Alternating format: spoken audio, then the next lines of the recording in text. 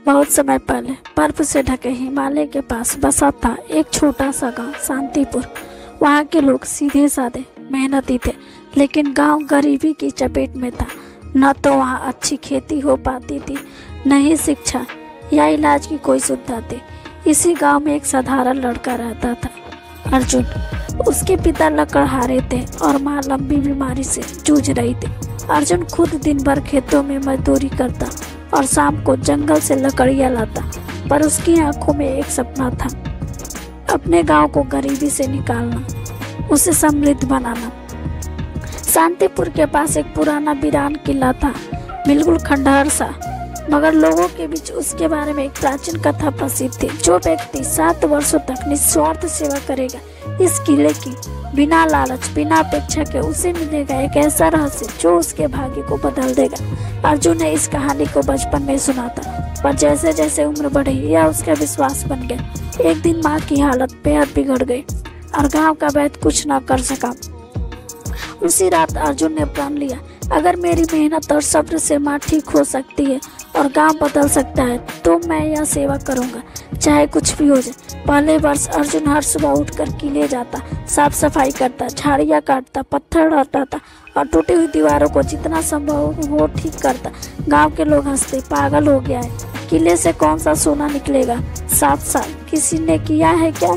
अबे माँ मर रही है, तू पत्थर धो रहा है? पर अर्जुन चुप रहता। माँ से कहता, थोड़ा सब्र और माँ, देखना हम सब बदलेंगे। दूसरे वर्ष तक माँ की तबीयत और बिगड़ने लगी। अर्जुन को 2 समय की रोटी भी जुटाना भी मुश्किल होने लगा। कभी कभी उसे अपनी मेहनत पे अर्थ लगने लगती। एक दिन उसे एक सुनहरा अवसर मिला। एक व्यापारी ने उसे अपने साथ शहर चलने को कहा, जहाँ उसे अच्छी नौकरी और पैसा मिल सकता था, लेकिन अर्जुन ने मना कर दिया। मैंने रास्ता चुना है, अब मैं पीछे नहीं हटूंगा। उस रात भूखा ही सोया, लेकिन मन में शांति थी। तीसरे साल में बरसात के मौसम में एक भारी तूफान आया। किले की एक बड़ी दीवार गिर गई। अर्जुन ने अपनी जान की परवाह न करते हुए पानी में डूबे हिस्से से मिट्टी निकाली, किले के हिस्से को गिरने से बचाया।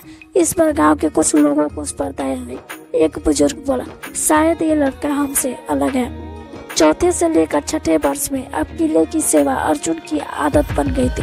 वह बिना थके रोज आता, कोई देखे या न देखे। एक बार उसे बुखार था, फिर भी वह आया।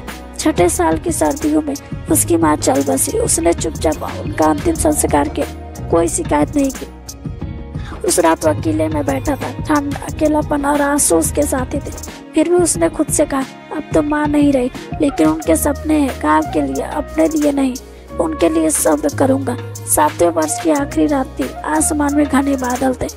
अर्जुन फिर से सफाई कर रहा था जब अचानक जमीन कांपी। किले की एक दीवार की ईंटें धीरे धीरे हटने लगी और एक गुप्त तहखाना प्रकट हुआ।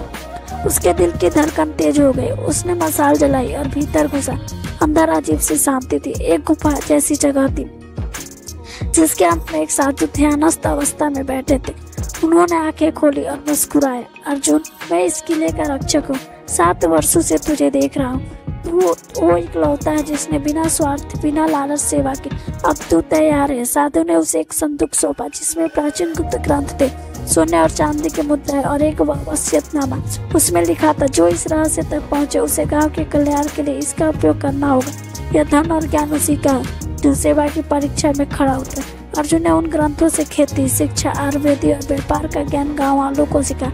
उसने वेधशाला बनवाई, स्कूल खुलवाया, खेती में नए तरीके लाए। धीरे धीरे शांतिपुर एक समृद्ध गांव बन गया। गांव का हर बच्चा अब स्कूल जाता, हर बीमार को इलाज मिलता, हर किसान खुश थे। अब अर्जुन गांव का नायक बन गया था। लोग जो कभी उसे पागल समझते थे अब उसे गुरु अर्जुन कहकर सम्मान देते। लेकिन अर्जुन ने कभी खुद को ऊंचा नहीं माना। उसने गांव के चौराहे पर एक पत्थर पर सिर्फ इतना खुदवाया, सब्र का फल केवल मीठा नहीं होता, पूरी जिंदगी बदल सकता है। दोस्तों, यह कहानी हमें सिखाती है कि जब हम सच्चे दिल से मेहनत करते हैं, धैर्य और विश्वास बनाए रखते हैं, तो समय चाहे जितना भी लगे उसका फल जरूर मिलता है। जो कभी हमारा सपना होता है वह सब्र से सच्चाई बनता है।